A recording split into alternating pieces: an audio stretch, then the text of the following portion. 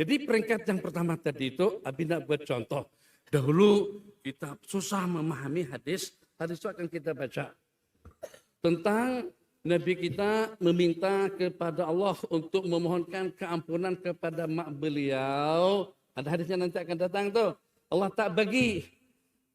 Allah tidak izinkan baginda untuk memohonkan maghfirah keampunan kepada ibu kandung beliau.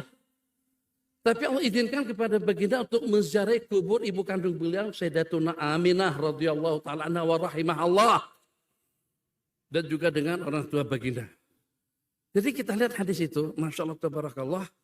Rupa-rupanya kita temukan hadis-hadis yang seumpamanya.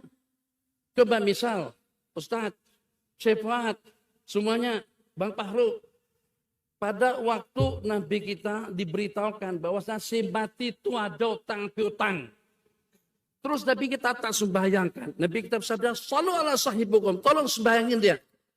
Tolong sembahyangkan dia. Nabi kita tidak menyembahyangkan orang yang punya hutang. Apakah orang punya hutang itu masuk neraka? Sebagaimana cara salafi dalam mengistimbat hukum. Itu yang dikatakan level yang pertama tadi itu level istimbat. Istidlal, ta'lil, wawasan, keyakinan, keimanan yang lebih mantap. Itu untuk kawan-kawan para masyayikh ikut dalam program Dauratus Sama. Jadi daripada hadis tadi itu, Nabi kita tidak benarkan bahkan tidak bolehkan seseorang melaksanakan sembahyang kepada orang yang mati syahid. Apakah dikenakan karena mati syahid itu masuk neraka? Tidak. Sebab level syahid itu merupakan suatu level yang tinggi. Ini sekarang mak baginda, kalau tidak dimohonkan keampunan pun oleh baginda, sudah ada jaminan istimewa daripada Allah. Dengar perbandingannya. Tidakkah ulama sepakat mengatakan, paham nggak bahasa ini? Paham tak? Tak paham. Kalau tak paham, nak siapa pula? Kehantan Abi Tarati. Burah bahasa pang Abi tak pandai. Borak-borak. Oke. Sepakat ulama mengatakan seafdal biqa' itu adalah Al-Ka'batul Musyarrafah. Tempat yang paling istimewa. Tempat yang paling afdal. Tempat yang paling agung. Tempat yang paling mulia di sisi Allah adalah Al-Ka'batul Musyarrafah. Bagus. Tapi kata ulama, itu pun juga setelah tempat yang mengandung jasad baginda Rasulullah Sallallahu Alaihi Wasallam. Jadi kalau dengan tempat tadi itu menjadi agung, menjadi mulia, semulia-mulia tempat di atas permukaan bumi ya, tempat yang mengandung jasad baginda Rasulullah Sallallahu Alaihi Wasallam yang ada di Madinah. Kira-kira kalau nak dibandingkan, itu tanah yang mengandung jasad baginda. Kalau nak dibandingkan dengan perut rahim daripada Sayyidatuna Aminah binti Wahab yang mengandung Rasulullah dalam 9 bulan 9 hari. Justru dengan baginda itu daripada darah daging beliau.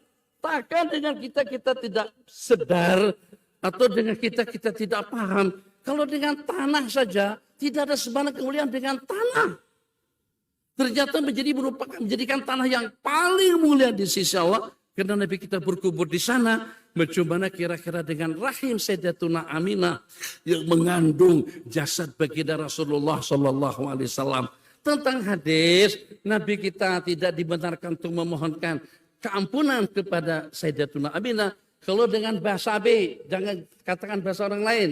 Abi tidak menukil perkataan daripada siapa. Kalau dengan bahasa Abi, level Sayyidatuna Aminah itu dah lebih di atas lagi daripada umat memohonkan keampunan kepada beliau. Oke, gimana ceritanya? Oh, Bang Taufik jadi pilot. Di pilot, Boeing 77 terbang ke Amsterdam. Atau Pak Haji Jamil akan terbangkan Boeing 787. Dia akan terbang ke Cina. Penumpang 450 orang, 2 tingkat. Masyaallah tabarakallah. Kira-kira seperti pilot itu perlu tiket kah? Yang perlu tiket itu penumpang bisnis kelas sekalipun dia punya bisnis kelas atau juga punya horizon kelas atau first kelas, tetap saja beli tiket. Kalau tak ada tiket, pramugari takkan bagi kita masuk. Itu untuk penumpang biasa. Tapi kalau seperti dengan kapten, itu yang empat apa namanya tuh? Dengan kapten pesawat atau kita sebut dengan pilot tak perlu tiket. Macam itu juga dengan Sayyidatuna Aminah tak perlu tiket. Sebab karena ada suatu kemuliaan yang beliau dapatkan yaitu pada saat dengan perut rahim beliau mengandung jasad baginda Rasulullah Sallallahu Alaihi Wasallam. Kalau mereka beralasan karena Allah tidak izinkan, Nabi kita juga tidak diizinkan untuk memandikan, untuk mengkafan, untuk menyembayangkan orang yang mati syahid. Apakah orang yang mati syahid itu masuk neraka? Jangan sampai kita berpemahaman seperti dengan Sayyidina Khalid bin Walid pada awalnya beliau salah paham. Rupa-rupanya yang seperti beliau itu dalam menanggulangi, dalam memahami hukum makan ramai di kalangan kita. Nabi kita sudah siap untuk memakan, menyantap, mencicipin makanan yang terhidangkan. Pada waktu Nabi kita diberitahu itu adalah dhab, itu biawak ya Rasulullah. Tapi kita langsung terperanjat. Terperanjat. Jadi apa kata Sayyidina Khalid? Ahramunhu ya Rasulullah. Nabi kita tak makan biawak bang. Kita biawaknya yang tak ada.